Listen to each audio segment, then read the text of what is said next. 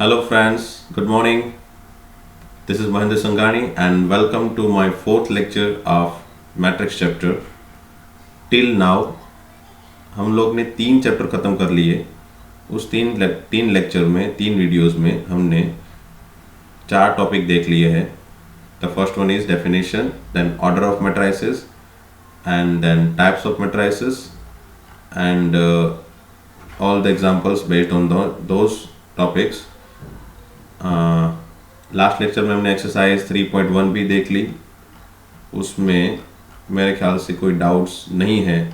वही आशा के साथ मैं चालू कर रहा हूँ अपना fourth videos in which will study operation on matrices.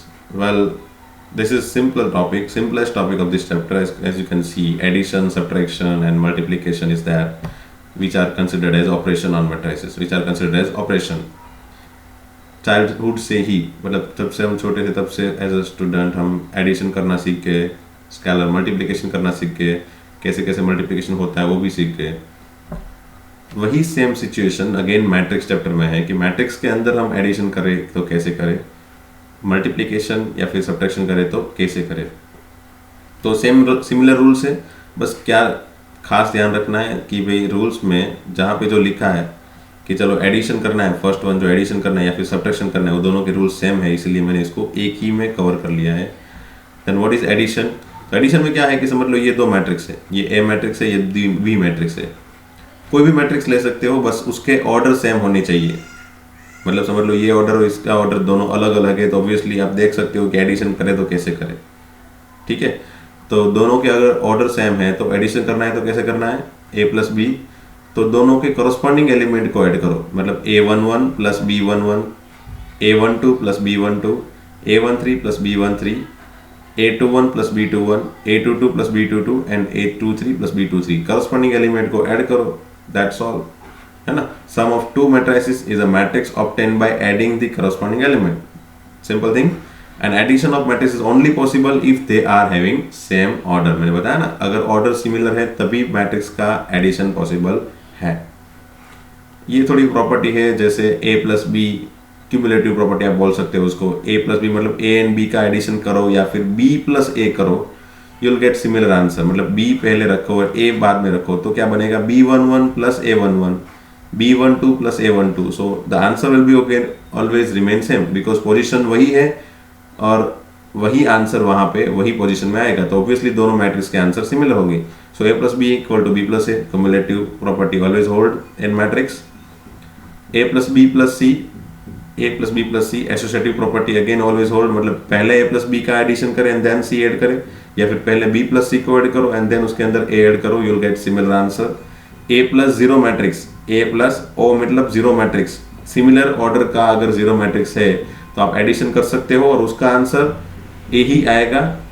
And a plus o equal to o plus a and that is equal to a.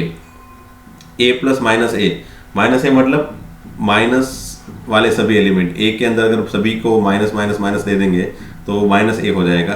तो a एंड माइनस a दोनों का एडिशन हमेशा ही क्या होगा, 0. ऑब्वियसली समझ लो ये 1 2 3 4 5 6 है और ये -1 -2 -3 -4 -6 होगा, तो डेफिनेटली उसका एडिशन क्या होगा, यहाँ पे 1 है, यहाँ पे -1 है, तो 1 -1 0.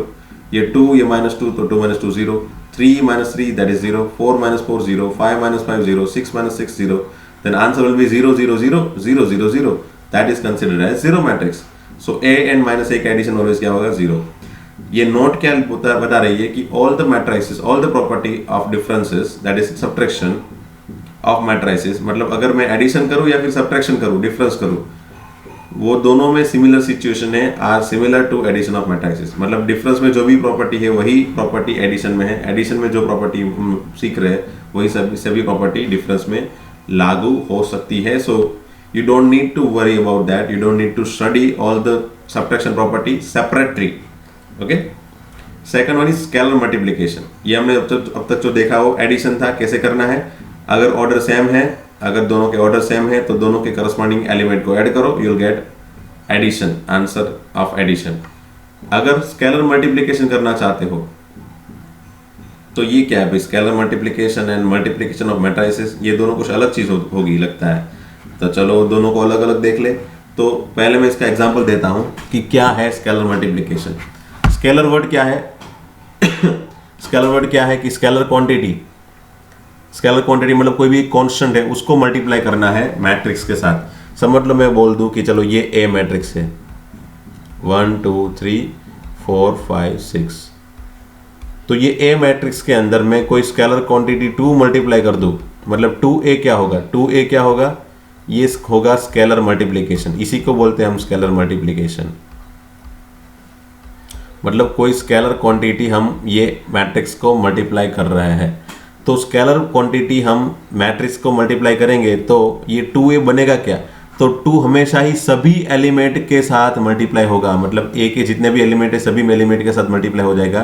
तो 2 multiply with every element, it means 1 बन जाएगा 2, देन 2 बन जाएगा 4, 3 बन जाएगा 6, 4 2 जा 8, 5 2 जा 10, 6 2 जा 12। इट मीन्स व्हाट कि अगर हम कोई भी स्केलर क्वांटिटी मैट्रिक्स के साथ मल्टीप्लाई करें then it will be multiply with every element of those matrices. Clear? So this is what the simple things and the definition you can, as you can see, of if a matrix A is multiplied with scalar k, मतलब k क्या है? कोई भी real number है, k कोई भी real number है, तो वो k अगर किसी मैट्रिक्स को मल्टीप्लाई करे, स्केलर क्वांटिटी k मल्टीप्लाई करे, देन क्या बनेगा? You will always find ka that is 2a that is ka is another matrix, ये कुछ दूसरा मैट्रिक्स है, वो बनेगा which is obtained by multiplying each element of a। Element of a मतलब ए के सभी एलिमेंट को मल्टीप्लाई करो विथ स्केलर के, मतलब ये ए के सभी एलिमेंट को अगर मैं के से मल्टीप्लाई कर दूं then I could get k a. I am getting some another matrix which is k a. So k a is another matrix, 2a is another matrix which is obtain by multiplying each element of a with scalar quantity k. Clear?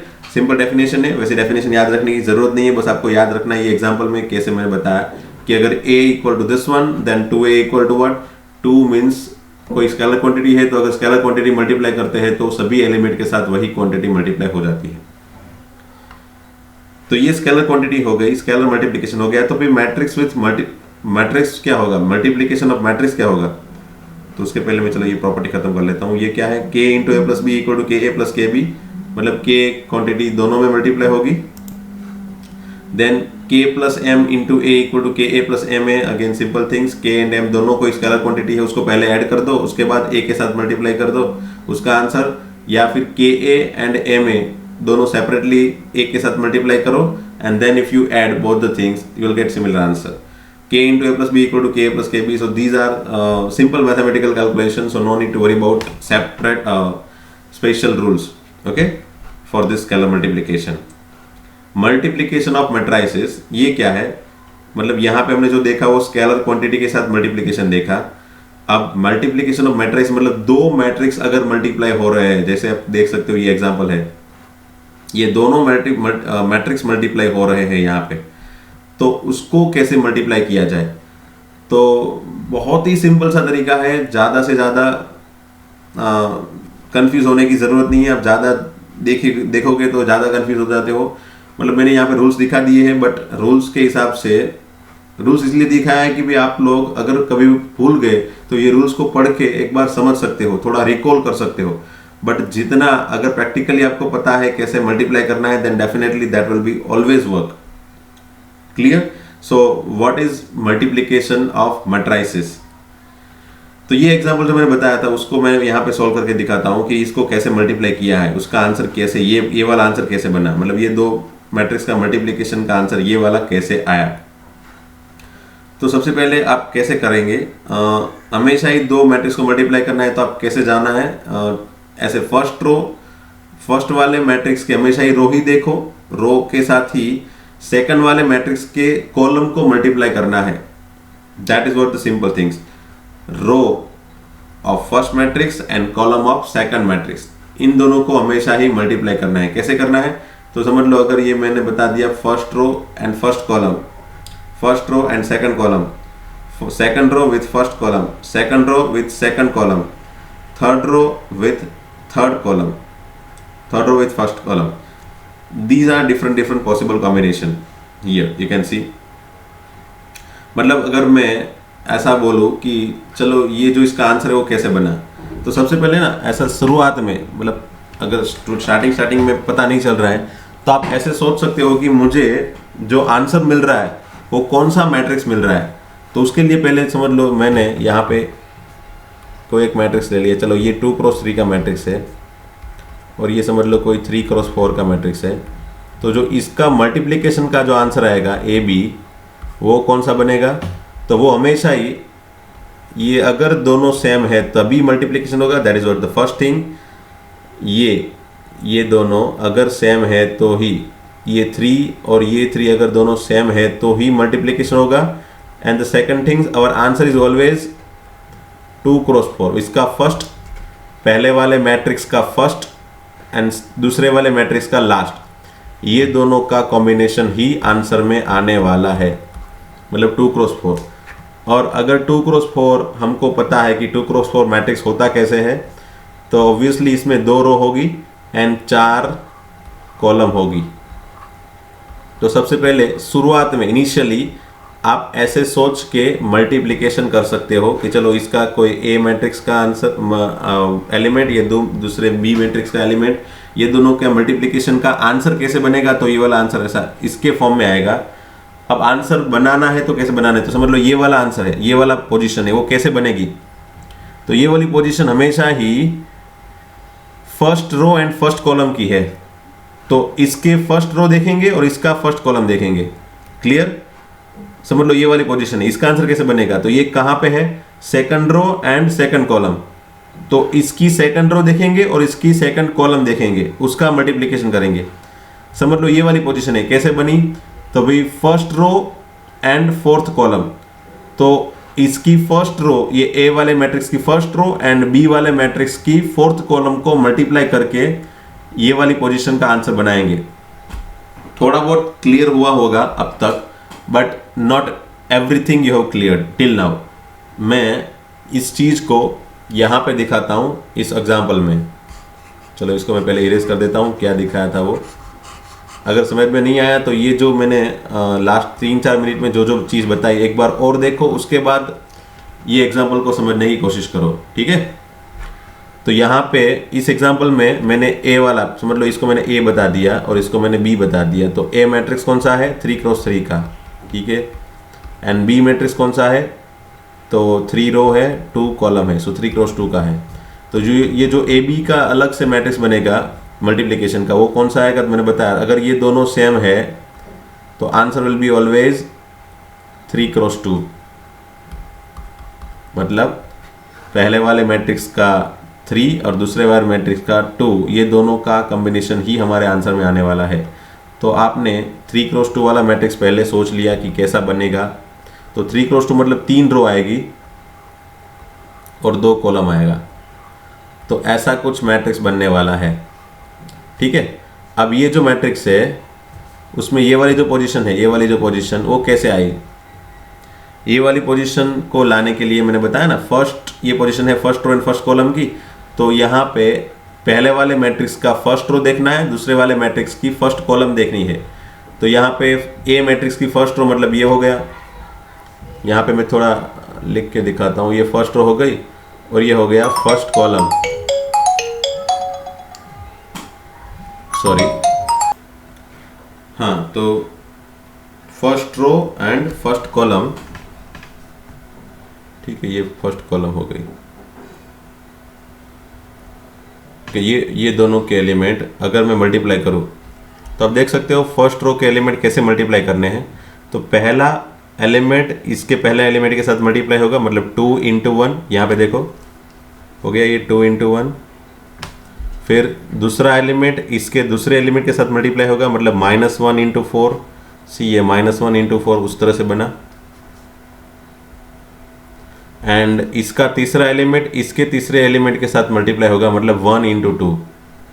तो multiplication करना इतना difficult नहीं है, थोड़ी process आपको complicated दिखेगी, but if you practice well, 3-4 example आप बराबर से देख लोगे तो definitely it will help out आपको कैसे करना है मल्टीप्लिकेशन। ओके, तो ये पहली पोजीशन मैंने बता दी कि चलो पहली पोजीशन बनानी थी हमने, तो वो पोजीशन कैसे बनी। अब देख लो, समझ लो ये वाली पोजीशन बनानी है तो क्या करना है, ये पोजीशन कैसे बनेगी, तो ये सेकंड फर्स्ट रो का है एंड सेकंड कॉलम का है, ठीक है, ये first row and second column का है। तो ये पोजीशन मतलब यहाँ पे अपने मैट्रिक्स में ये वाली पोजीशन वो कहाँ से बनी है, this will comes from first row and second column. तो फर्स्ट रो किस में देखना है, फर्स्ट वाले मैट्रिक्स में फर्स्ट रो देखना है एंड सेकंड वाले मैट्रिक्स में सेकंड रो देखना है। तो चलो इसको मैं इरेज करके इसको बना देता हूँ, मुझे ये वाली पोजीशन चाहिए, ठीक है।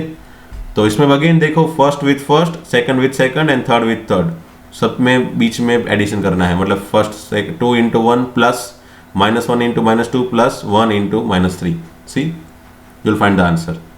Again suppose if you want to find the position of answer for this position, the answer for this position, then it comes from third row and first column.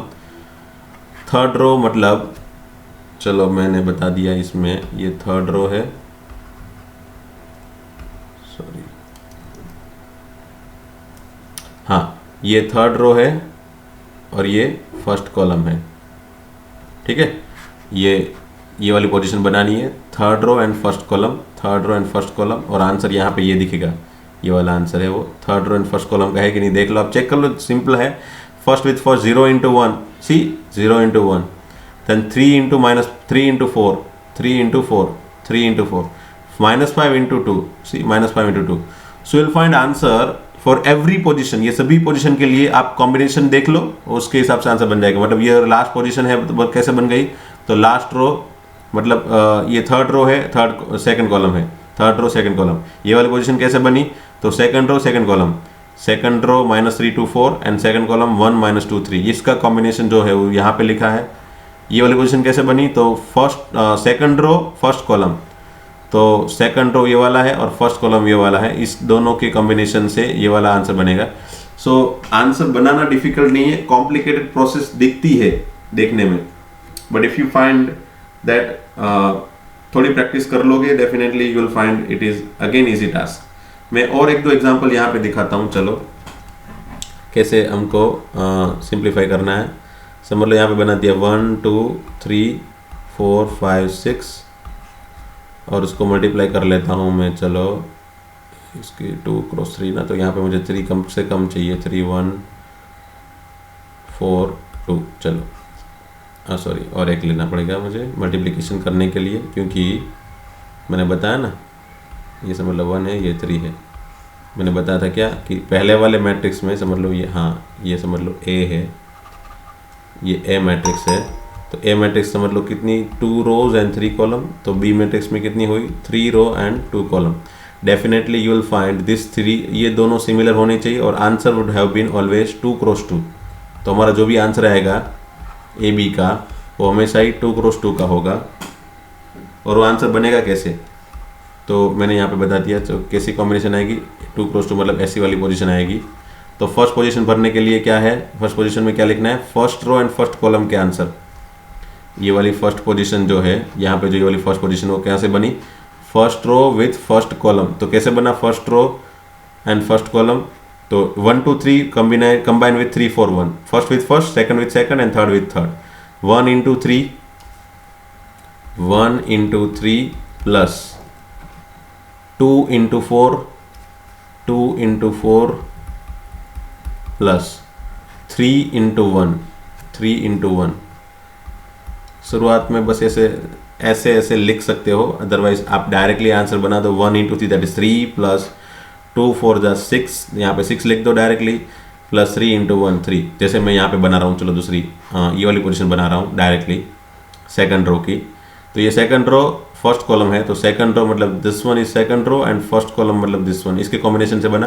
तो फर्स्ट विथ फर्स्ट 4 3 जा 12, तो directly ये 12 हो गया, plus second 5 with 4 5 4 जा 20 and then 6 with 1, third with third 6 with 1 that is 6 1 जा 6। Clear.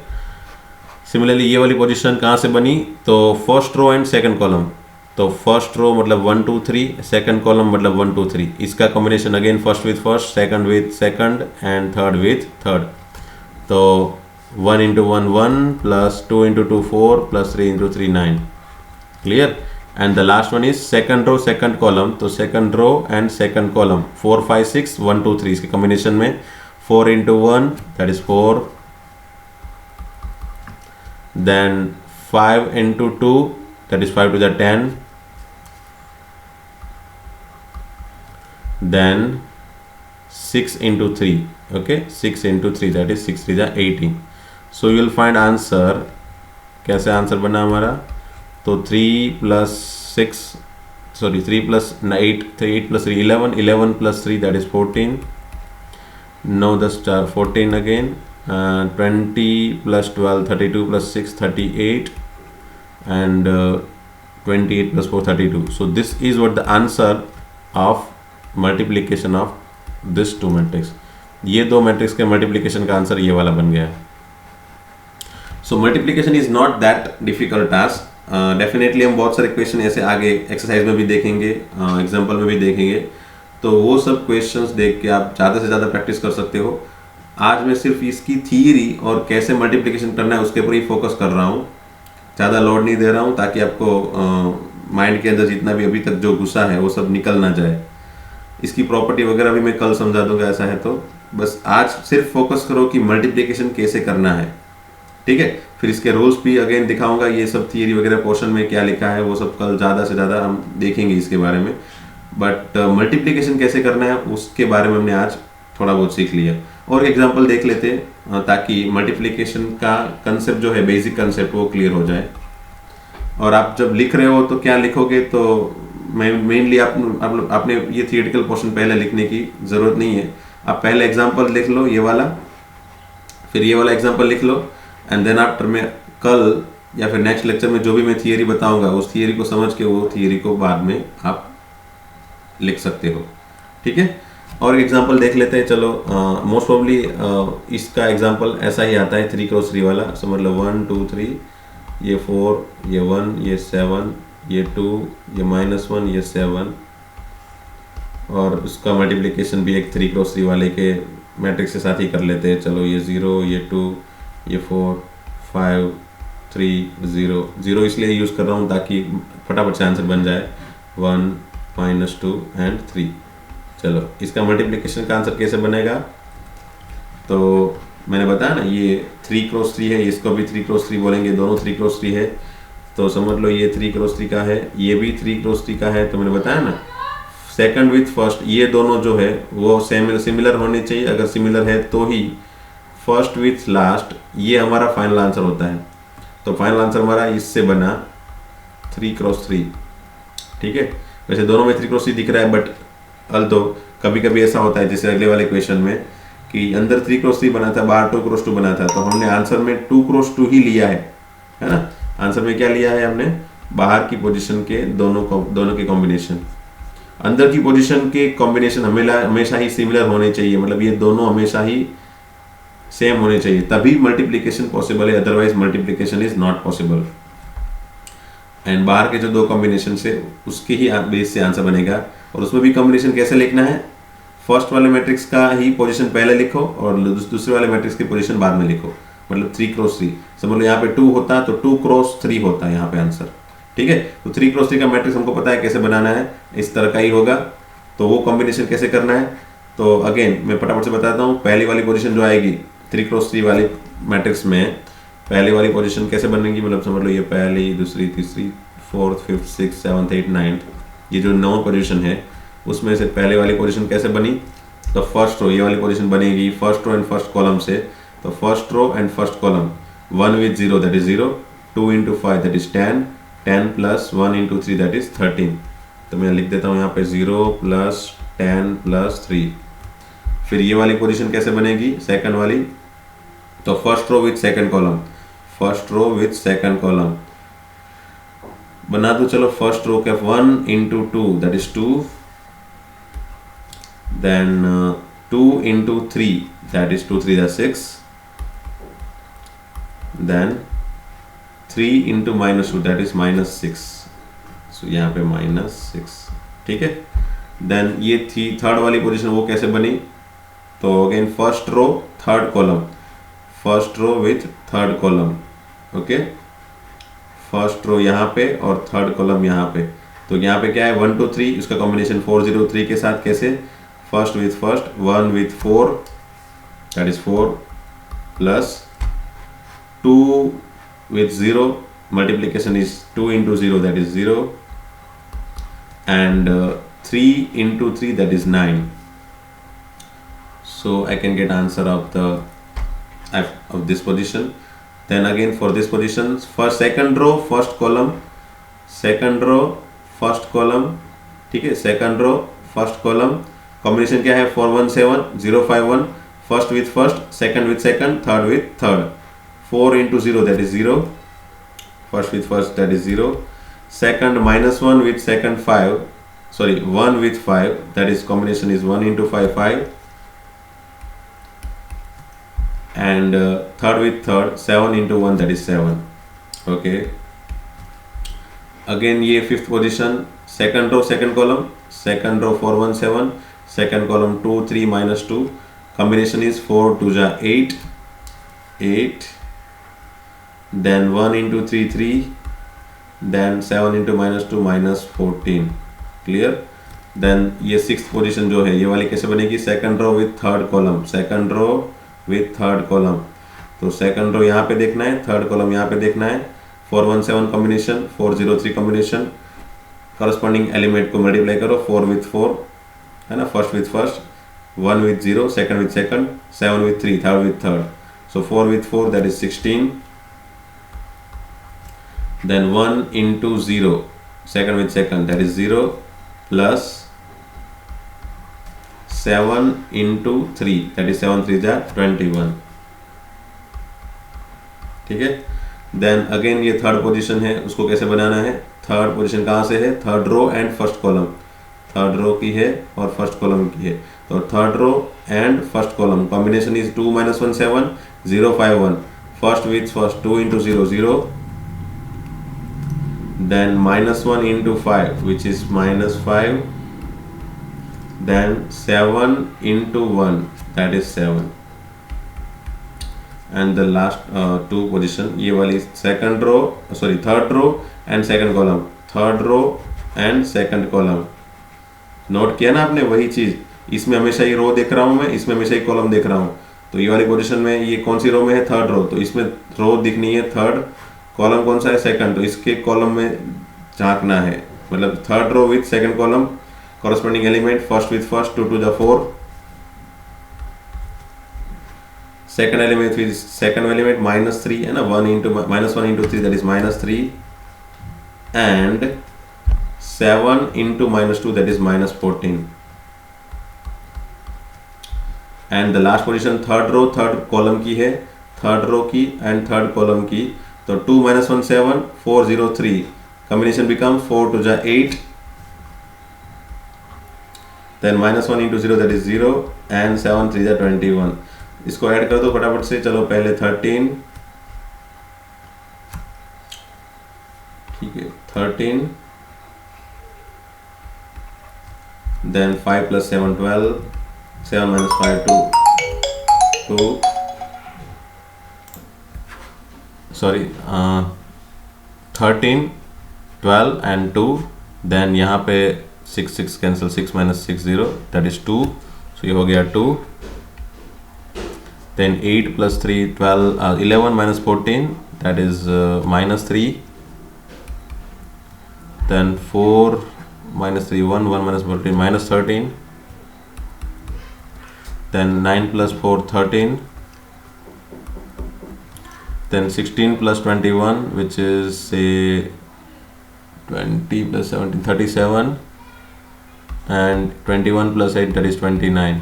So this is what the answer of multiplication of these two matrices. ये दोनों का मैट्रिक्स का मल्टीप्लिकेशन का आंसर ये वाला बन गया. Method is not that difficult, but complication ये है कि बस आपको देखना है कि कौन सी पोजीशन फर्स्ट आएगी. प्रैक्टिस के बाद ये ऐसा लिखने की ज़रूरत भी नहीं पड़ेगी, आप डायरेक्टली यहाँ से इसके मल्टीप्लिकेशन का आंसर ऐसे बना सकते हो. आपको पता चल जाएगा भाई ये कौन सी पोजीशन में है, या फिर साइड में. अगर नहीं पता चल रहा है तो साइड में रफ में आप ऐसी पोजीशन बना दो. उसके बाद सोचो कि आपको कैसे ये सभी पोजीशन के आंसर लिखने हैं. पोजीशन के हिसाब से कौन सी पोजीशन में है, फर्स्ट रो में है तो first row and first column इसका देखो, मल्टीप्लाई करो कॉरस्पॉन्डिंग एलिमेंट को, first with first, second with second and third with third, उसका जो कॉम्बिनेशन जो आंसर बना वो सबका एडिशन ही करना है. That is what the multiplication for any two matrix. Okay.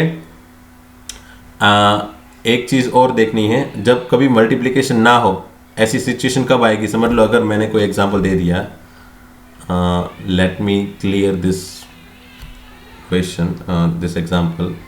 मैं ये एग्जांपल को थोड़ा क्लियर कर लेता हूँ.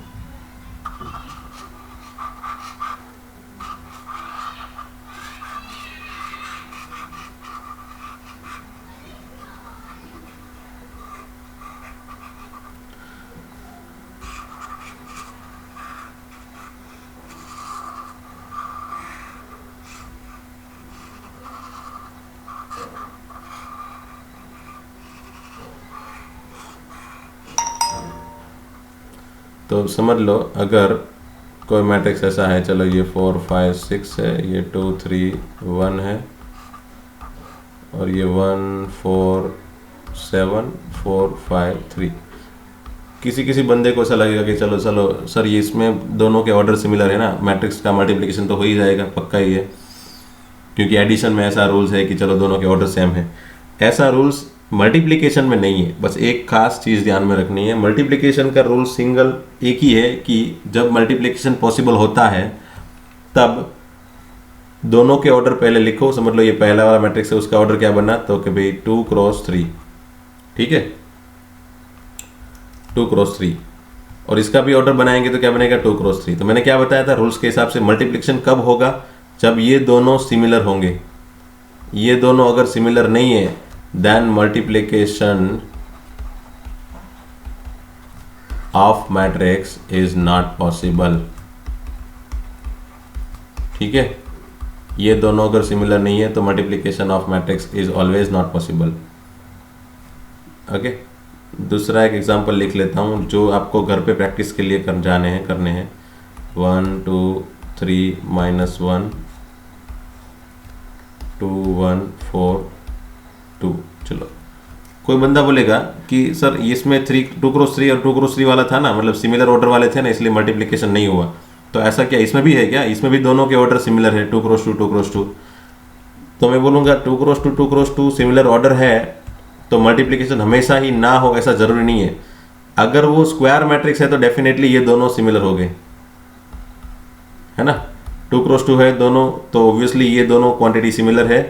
अगर ये दोनों क्वांटिटी सिमिलर है तो उसका आंसर मल्टीप्लिकेशन का पॉसिबल है, और वो भी क्या है, first with last, that is 2 cross 2.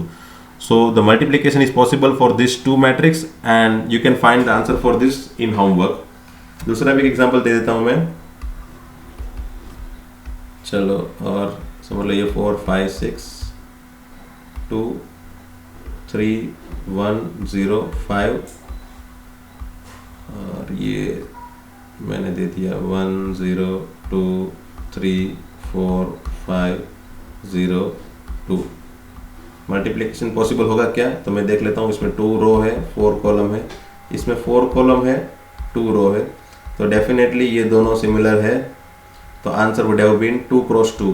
तो आंसर जो भी मैट्रिक्स आएगा वो 2 क्रॉस 2 का ही होगा. तो वो भी आपको होमवर्क में फाइंड करके एक बार देखना है प्रैक्टिस के लिए. ठीक है, तो ये दोनों क्वेश्चन को आप एक बार कोशिश करो कि कैसे मल्टीप्लिकेशन होगा, कैसे कॉम्बिनेशन बनाने हैं. मैंने जो बताया वही. अगर इसमें समझ में नहीं आ रहा है कैसे बनाना है तो एक बार वापस वीडियो को रिवाइंड करो, चेक करो कि मल्टीप्लिकेशन मैंने कैसे बताया था, कैसे डिटेलिंग की थी, यहाँ पे कैसे दिखाया है. इसके आगे मैंने यहाँ पे एग्जाम्पल लिखा था जो मैंने इरेज कर दिया अभी फिलहाल. आप वापस जाके देखोगे तो डेफिनेटली आपको दिखाई देगा. कब मल्टीप्लिकेशन नहीं हो रहा है उसका भी मैंने एग्जाम्पल दिखाया है. So you need to write all this example in your fair book so that in future if you have any doubt then you can go with this example and आप चेक कर सकते हो, आप rewind कर सकते हो कि आपके मल्टीप्लिकेशन में क्या क्या रूल्स सर ने दिखाए थे, कैसे कैसे करने हैं, ताकि ये बेसिक वाले एग्जाम्पल आपको समझ में आ जाए. And based on that you can definitely solve all difficult level of questions and multiplication for any matrix.